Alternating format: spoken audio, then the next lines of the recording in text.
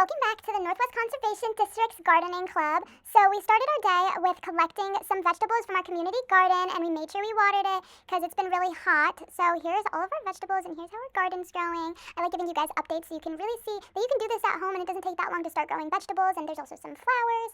It's great. And here's everyone just picking up the watering cans.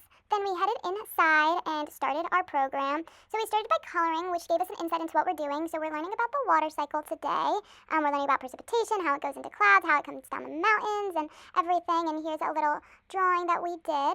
Then we also played a game, and the goal was to try to collect as many beads as we can. And when we rolled the dice, we went to a different station. So there was stream, clouds, mountain, there was ocean, and we got as many beads as we can.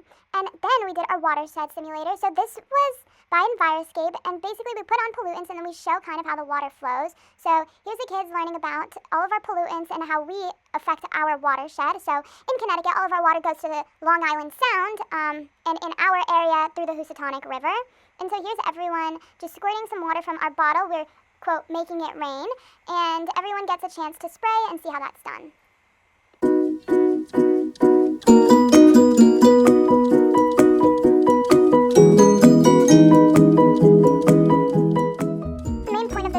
All of the water ended up in our larger water body, so no matter how we're contributing, it'll all end up in one place, which is really important. And we got to learn that all of us are in a watershed, and simple things like litter can end up in our bigger water bodies.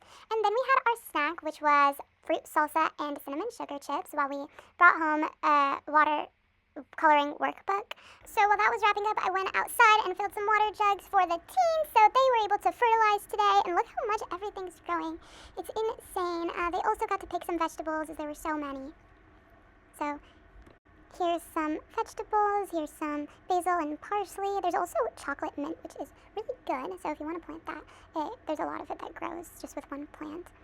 So the teams went back inside, and we went more in depth with the watershed simulator. We talked about riparian buffers and how they can prevent certain pollutants going into the water stream, how we can take care of our crops and use less fertilizer and only spread manure during certain times of the year. We learned about Freund's farm and how they made a manure storage tank, and this was great. Hope you enjoyed.